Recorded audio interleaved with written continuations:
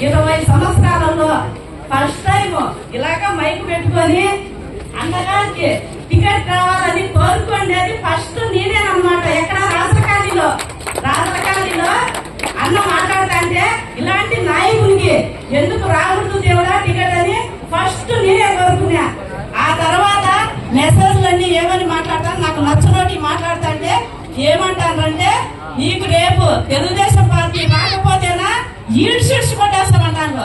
నేను చెప్పిన మా అన్న ఉన్నాడు, నేను ముందుకు అడుగు వేస్తాను.